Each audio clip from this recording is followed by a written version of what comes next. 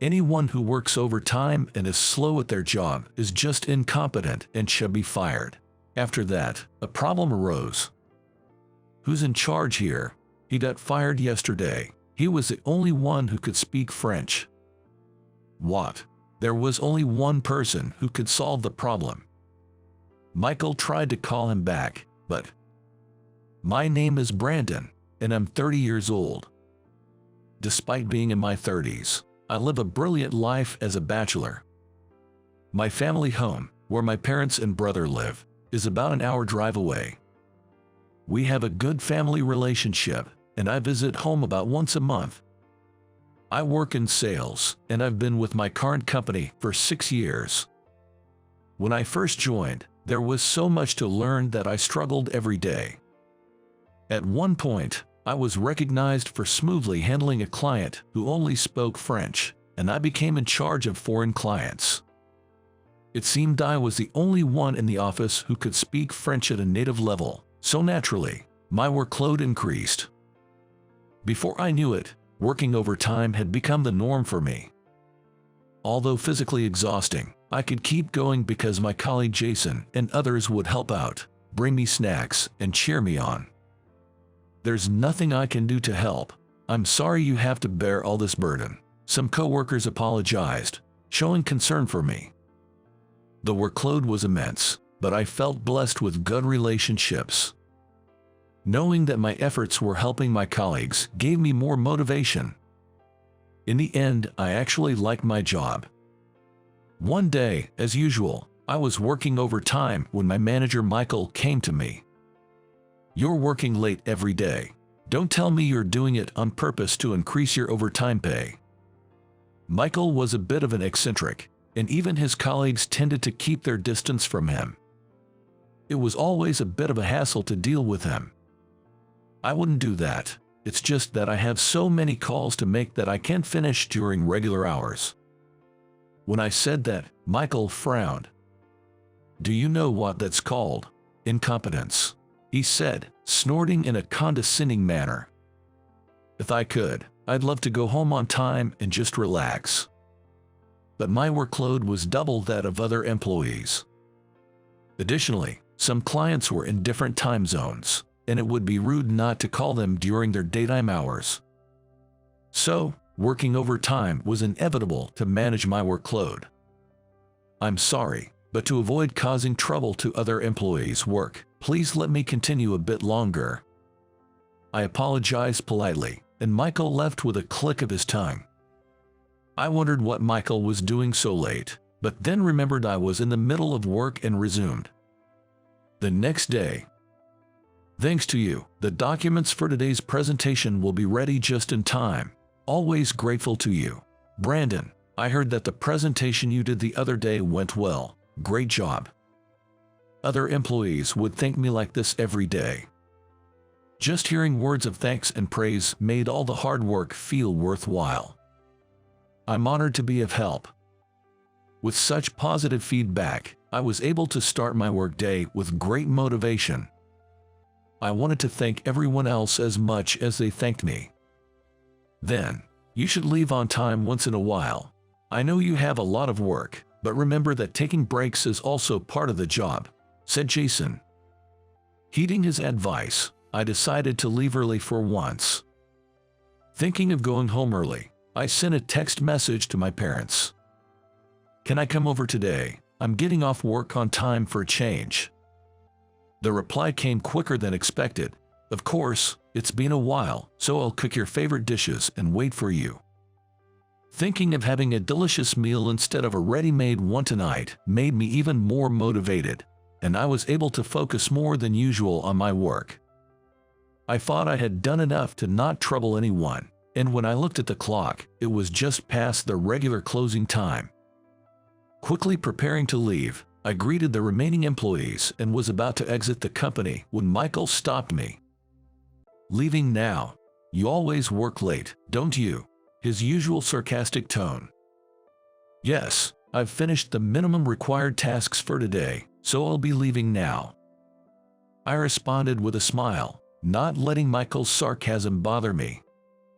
However, Michael didn't seem amused. Who said you could leave?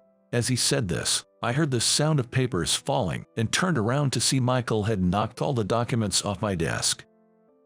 Oops, my bad. Seems like my hand slipped. Looking at Michael's face, he was grinning, and it was obvious he did it on purpose. Oopsie, I accidentally stepped on them. Picked them up quickly. He deliberately stepped on the fallen documents and left with a loud, crude laugh. I was genuinely worried and quickly started picking up the papers. Employees who had witnessed the whole thing helped me, and we managed to gather all the documents, but it was clear they needed sorting as various papers were mixed up. We'll handle this, Brandon. Just go home. Man, Michael is so immature. My colleagues, concerned for me, urged me to leave, but there were too many documents, and they would end up working overtime. Thanks, but I'm fine. I'll do it and go home. You all have other work, right? I said with a smile, but they insisted on helping, and thanks to them, we finished much faster than expected. However, when I checked the time, it was already 2 hours past the regular closing time, and I had several worried messages from my mom. I hadn't noticed because my phone was in my bag. Sorry, work suddenly got busy, and it's late. I'll drop by on my next day off. I'm really sorry, especially after you prepared dinner. I sighed with regret as I messaged back. It's okay as long as you're safe. I was worried something had happened. Come by any time. Reading my mom's reply, I felt a bit calmer and headed home. After the overtime incident, Michael seemed to have targeted me, and his childish harassment continued for a while. I was ordered to redo documents for being unclear and was the only one not receiving company emails. His blatant harassment led to my colleagues often stepping in to help, but the mental strain and stress were gradually building up. With the additional workload and Michael's harassment, I often worked until the last train. Then, one day, while working overtime alone, Michael came again.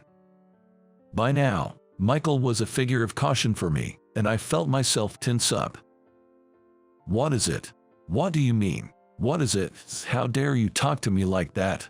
His usual condescending tone. I have grown used to this kind of talk. Do you even realize how incompetent you are? Just scraping off overtime pay. I apologize. I'll leave now, then. As I started to prepare to leave, Michael said with a laugh, No, there's no need for you to come back. What? Anyone who stays late and is slow at their job is just incompetent and should be fired. Suddenly confronted with this, I stood there, unable to grasp the meaning of Michael's words. What do you mean? I managed to speak, my voice strained, and Michael laughed as if pleased. I mean, incompetents are a nuisance. You don't have to come back. You're fired. Don't make me say it again. Michael left the company with a loud, unpleasant laugh. I'm fired. Left alone, I muttered to myself, unheard by anyone. After sitting dazed in the office for a while, I realized I had missed the last train and had to take a taxi home. As I looked out of the car window, I thought about the tasks I had to do tomorrow. Tomorrow, I need to prepare the contract for ABC Corporation and the presentation documents too. I have to stay late tomorrow, so I can miss the last train. Is it an occupational habit? Without realizing, I started organizing my tasks for the next day in my head. Then it hit me. Oh, that's right. I got fired. I muttered, looking at the moon, and the taxi driver asked me to repeat. It's nothing, I replied with a forced smile and got out of the taxi at my house. I was so drained that I just collapsed onto my bed as soon as I got home.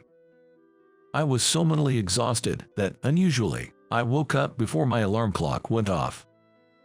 I usually get up at 7 a.m., but it was only 5 a.m. when I checked the time. I tried to go back to sleep, but Michael's words, "You are fired," kept echoing in my ears, preventing me from sleeping. I knew I had to start looking for a new job, but it wasn't easy to just move on, so I just lay there under the covers as time passed. How much time had passed? I realized my phone had been ringing continuously. I picked up the phone and saw it was a colleague. But I didn't feel like answering. I gently placed the phone back down. It was past 10 a.m. when I checked the time. I hadn't noticed it was bright outside as the curtains were closed. I wondered what my colleagues thought about me being fired. Were they angry? Were some of them happy? Was I as incompetent as Michael had said? The incident had broken my spirit, and I could only think negatively. I had been so devoted to my job, more than I realized. Even when I was a newbie, running around to the point of nearly breaking down mentally, I had never felt this low. Ding dong. Lost in my thoughts, I was startled by the sudden ringing of the doorbell. Who could it be? I slowly got up and peered through the door's peephole, and saw it was my father. I was momentarily surprised and hesitated to open the door. Then the doorbell rang again. With trembling hands, I slowly opened the door, and my father smiled upon seeing my face. What kind of face is that? At those words, tears started flowing, and before I knew it, they were streaming down my face. I'm coming in. Saying that, my father entered, holding a plastic bag. Seeing me in my wrinkled suit, he lifted the bag he was holding. Want to eat? You probably haven't eaten anything, right? So my father knew. I felt so pathetic. He entered the room and opened the curtains immediately. Perhaps it was because I had been in a dark room for a while. The sunlight felt unusually bright, perhaps brighter than usual. The company called. They said you weren't answering your phone, so they contacted our home. What happened? I explained the whole situation to my father. He listened, nodding along as I spoke. So, what do you want to do now? Asked by my father. I was unable to gather my thoughts and could only hang my head. What should I do now? What should I be thinking? How should I act? Seeing me like this, my father began to speak. Don't deny yourself just because others do. What's important is not what you should do, but what you want to do. People's words can sometimes be sharper than a blade, right? But don't let such people mislead you about your own worth. Nobody can truly determine another person's value. You've done well. Stand tall and be proud. Hearing my father's words, I found myself crying again. My father patted my back reassuringly. Let's have some food. It's your mom's cooking. If we don't eat, I'll get scolded by her. The thought made me chuckle a little. I had finally managed to smile. I ate the meal prepared by my mother with my father. Her cooking was as delicious as ever. I had lost my appetite since yesterday, but once I started eating, I was surprised at how hungry I actually was. Hunger doesn't let the mind focus forward. For now, just eat well and rest. Things will surely look up. I never thought that at this age, I would be comforted by my father. Perhaps, age doesn't matter in a family. If my father hadn't come, I would probably still be in bed. Not eating, not moving, just spiraling in negative thoughts. Feeling full helped me start looking forward again. After finishing the meal, my father said, "You can always come back home," and then he left my place. Sitting on my bed after he left, I began to think about the future.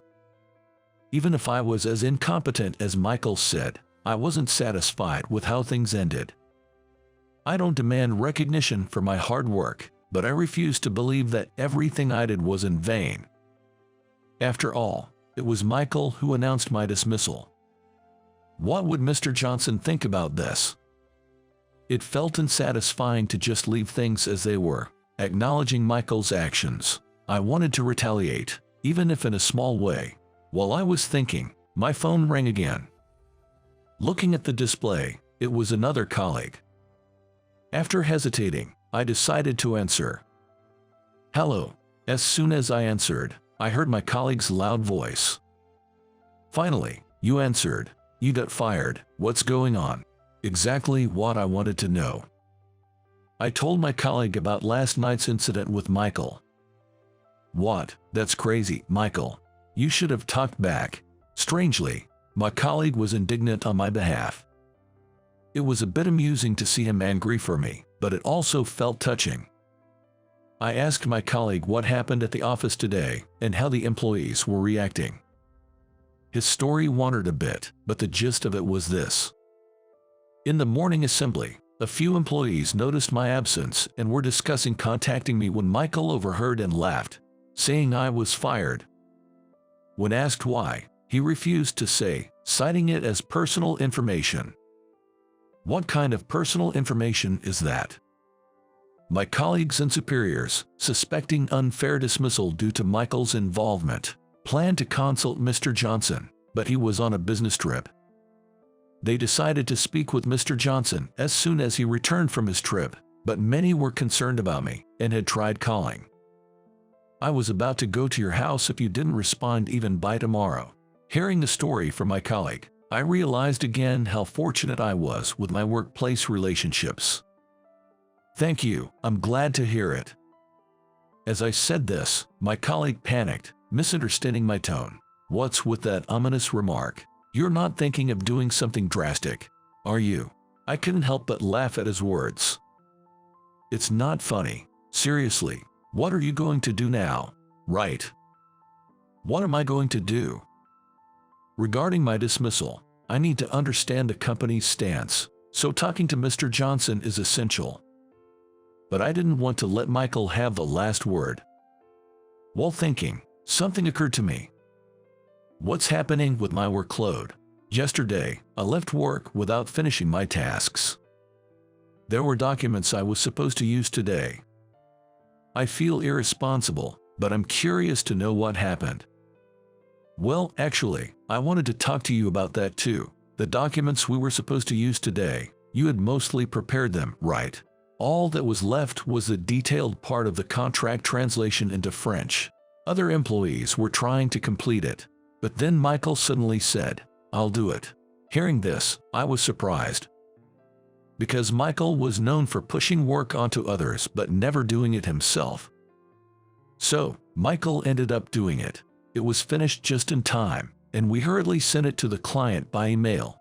But remember that time when Michael did a translation and it was a mess? We were also worried.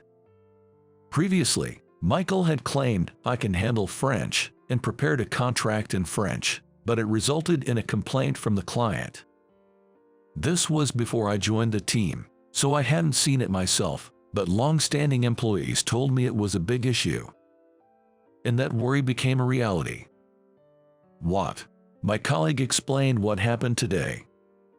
It seems something like this happened. Michael, there's a call from a foreign company. I could only catch your name, but couldn't understand the rest. Sorry. Should I transfer the call to you? Come on, learn to speak French. Just transfer it. Michael answered the call and said in poor French, Hi, I'm Michael. How are you? One more time. Again. Is that even real French? Why angry? Contract. What? Sorry. Hello. He spoke in what seemed to be French, but then he said, they hung up. What did they say? Oh, they said they wanted to contract. No problem. That's definitely a lie. Later, another call came in, and an employee who understood a bit of French responded. The client was furious, saying the contract was so poorly done it was unacceptable, as if we were picking a fight. That contract had been prepared by Michael in French. Who's in charge of this? Get them to solve it. He got fired yesterday. He was the only one who could speak French. What? I sighed after hearing my colleague's explanation. I hadn't seen the contents of the contract, but the fact that they are so upset is proof that it must have been pretty shoddy. And Michael's handling of it just made things worse. It feels like pouring gasoline on the fire. It must have been tough. I'm sorry. It was my job. I couldn't think of anything else to say. I wondered if there was anything I could do, but then I remembered I was no longer in a position to be involved. I realized my dismissal was causing trouble for my colleagues. I was plagued with guilt. It's not your fault, Brandon. Your workload was already too much. It's our responsibility too for not being able to support you. Actually, isn't Michael to blame? I felt comforted by my colleague's words and found myself wanting to return to the company. Even if I decide to leave, I still want to talk to Mr. Johnson. According to my colleague, Mr. Johnson will be back from his trip in 2 days. I decided to prepare what I would discuss with him. For now, I needed to collect my belongings from the office, so I informed my colleague that I would be coming by tomorrow. He said he would let the supervisor know, and we ended a call. The next day, I went to the company to get my things. Despite being familiar with the route from years of commuting, I felt nervous today. When I arrived at the company, my colleagues gathered around, showing their concern for me. Jason said, "I'm sorry I couldn't be of help," looking frustrated. I told him that it wasn't his fault and assured my colleagues that I was fine. When I mentioned I came to collect my belongings, their expressions turned complex. They seriously considered if there was any way for me to return, showing that they valued my presence. While talking, Michael approached and looked displeased upon seeing me. "Why are you here? This area is restricted to authorized personnel only." "I just came to collect my belongings that I left here. I'll be leaving soon." As I headed towards my desk, Michael loudly called out from behind, "Good timing. Take responsibility for your work before you leave." I turned around at that line. Could he be trying to pin yesterday's incident on me? "What do you mean?" As I asked, Michael smirked. "Your half-finished contract caused an uproar with a foreign client. Take responsibility." Michael, oblivious to the appalled expressions around him, continued to blame me. I wondered how far he would go to cause trouble. Just as my anger was reaching its limit. "Enough already." A familiar voice spoke, and I turned to see Mr. Johnson standing there. Mr. Johnson. The employees were also surprised to see him. He was supposed to return from his business trip tomorrow. Michael visibly panicked at Mr. Johnson's appearance. "Mr. Johnson, you were scheduled to return tomorrow." Watching Michael speak with agitation, Mr. Johnson sighed. "I came back early after hearing about the trouble. So, what's all this commotion about?" Mr. Johnson's anger was evident to everyone. Understandably, the employees fell silent, making the office quiet. Even though I was fired, I had wanted to talk to Mr. Johnson. I thought this might be the perfect opportunity, but it didn't seem like the right time to speak up. Shouldn't the commotion be explained and guidance sought? But perhaps, as someone who's been fired, it wasn't my place to say anything. Amid the loud ticking of the clock, Mr. Johnson spoke again. "What's this commotion about? Tell me, Michael." Michael became even more unsettled when he was called out by name. However, with a sly smirk, as if having thought of something, Michael began to explain to Mr. Johnson. "This guy here, he made a sloppy contract that led to a complaint from a foreign client. I was just lecturing him about it. He always works late, and I thought maybe he was doing it on purpose to increase his overtime pay, so I fired him yesterday. I told him to take responsibility for this mess before he quits." Michael presented himself as if he were doing the right thing. I felt a renewed contempt for him, realizing once again how self-centered he was. Although I didn't want to be attacked by Mr. Johnson, it might be an opportunity to explain my side. If he didn't believe me, it could be a valid reason for leaving. Just as I was about to take a gamble and speak up, Mr. Johnson intervened. "Is that so? Then, Brandon, come to my office." Suddenly, I was filled with tension. But this gave me an opportunity to have a private conversation with Mr. Johnson. Looking at Mr. Johnson, his face was no longer stern but had a gentle smile. "Yes." I left my belongings on the desk and followed Mr. Johnson into his office. "It serves him right. This will save me." Upon entering the president's office, Mr. Johnson opened the window. A silent pressure weighed in the air, creating an atmosphere that made it difficult for me to speak. I waited for Mr. Johnson to say something first. I wondered if I was going to be reprimanded, bombarded with questions, or possibly even faced with discussions about damages or compensation. The atmosphere and tension led me to think the worst. It's a story from about 20 years ago, before this company was founded. Back then, I worked at a regular corporation. I exclaimed, surprised by the unexpected start of his story. Seeing Mr. Johnson's face, it was no longer the intimidating look from before, but a gentle smile. I was about your age back then. I was struggling with work, no matter how hard I tried, disliked by my boss, and on the verge of giving up. That's when a senior colleague told me, "Don't let anyone else's disapproval bring you down. You're doing great. Stand tall and be proud." I was struck by Mr. Johnson's words. They sounded so familiar. "Those words," I murmured. Mr. Johnson laughed heartily.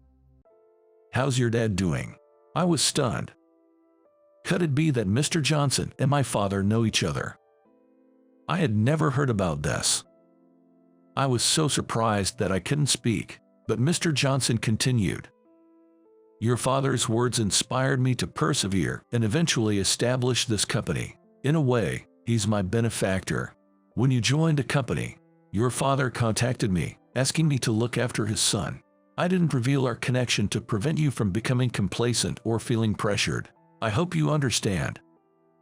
Before I knew it, Mr. Johnson's kind words had eased my tension, and I felt a sense of happiness. I realized I had been watched over all this time. "Yes, thank you so much." As I said that, Mr. Johnson gave me a warm smile.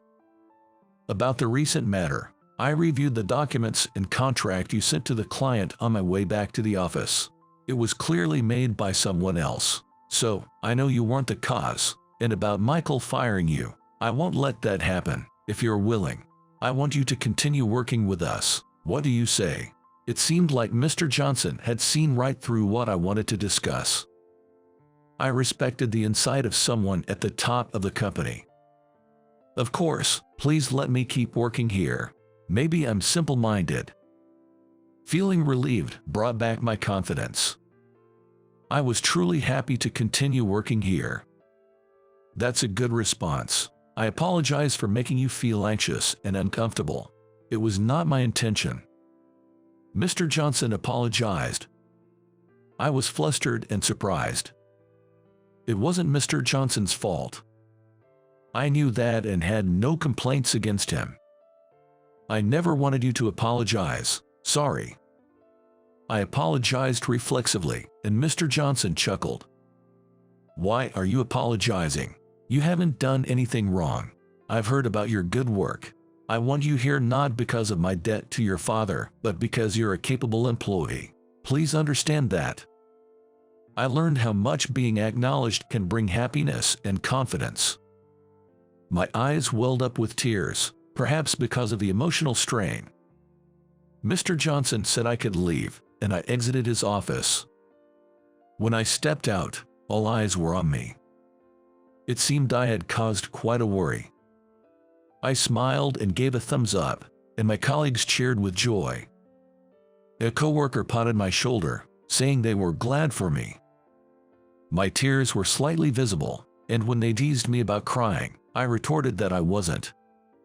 I was smiling when suddenly I heard yelling. "No way!" Amidst the excitement, Michael stood with wide eyes and an angry expression. "How is this possible? Are you staying? What about your responsibility? In the overtime pay, I decided you were fired." Michael's fury was no longer a threat to me. Ignoring him felt easier as I chatted with my colleagues. His anger intensified as he marched towards me. "Don't ignore me. I'm the department head. We don't need someone like you. Get out now." "Oh my, this isn't very calm." Mr. Johnson emerged from his office, hearing Michael's shouts. Michael demanded an explanation from him. What's going on? What about his responsibility for the client incident? You haven't reversed his firing, have you? Michael continued to shout angrily at Mr. Johnson. We all watched, more nervous than him. You don't have the authority to fire an employee, and wasn't it you who messed up the contract? Mr. Johnson spoke calmly, halting Michael's momentum. Silent and head down, Michael began to tremble. I don't understand what you mean. I didn't do anything. I'm not involved. Still trying to deny it at this point. His audacity was impressive, but not enviable. He desperately didn't want to admit his fault. As Michael denied it, I wondered what Mr. Johnson would say. Then, surprisingly, another employee spoke up. That contract was made by Michael, I'm sure. To my surprise, one of the employees started to testify. Leading the way, other employees also started testifying. I heard Michael ordering the contract to be sent by email. I heard Michael trying to communicate with the client in French, which he couldn't speak properly. I heard it too. It was clear from the conversation that it wasn't going well at all. Michael was taken aback by the successive employee testimonies, but when he shouted, "Shut up!" everyone fell silent. It was remarkable how much disdain he had garnered as a professional, and it was questionable how someone like him could be a department head. I felt a newfound closeness to Mr. Johnson and considered asking him about it later. Michael, why don't you just accept it gracefully? You're making a bad situation worse. As I said this, Michael turned beet red with anger. It was nothing but a tantrum. And he kept insisting he was not at fault. But Mr. Johnson put an end to this blame-shifting plan. However, we have surveillance footage and computer data history that clearly show your involvement, so no matter what you say, you are fired. Struck by the final blow, he fell silent and froze for a moment. And then, Michael crumbled to his knees. Finally, he was quiet. He muttered in a low voice, sweating profusely, "This wasn't supposed to happen. You'll receive a formal notice later. Go home for today." Eventually, Michael gathered his things and left dejectedly. Thus, the matter was concluded. Afterwards, Michael was fired. It turned out Michael was a distant relative of Mr. Johnson, and Mr. Johnson had been asked to look after him because Michael couldn't hold down a job. Michael had been taking credit for others' work and got promoted to department head. Mr. Johnson admitted it was his responsibility for not seeing through it and expressed his need for self-reflection. Losing his job, Michael entered a self-destructive phase and resorted to gambling. Soon, he couldn't pay his rent and was evicted. In a panic, he found a job with a dormitory, but the shared bathroom and thin walls, with complaints about any noise, made it tough. As for me, I returned to work the next day. My colleague's welcome back gift was a pile of work, just as I expected. But now, I was happy to be busy again. When I was getting into the swing of things, Mr. Johnson came by and limited my overtime to 3 days a week.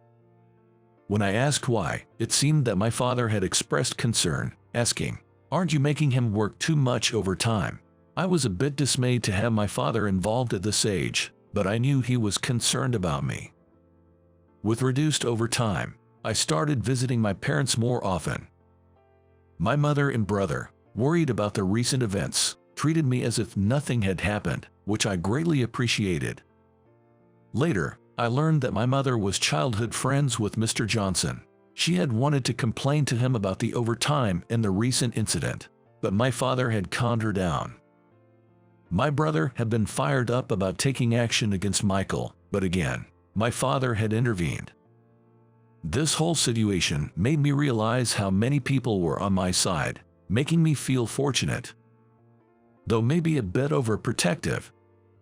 Later on, I became the training supervisor for a newly hired female employee, which led to us starting a relationship. Another important person was added to my life. I now want to be someone who protects others, and that's how I'm living my life.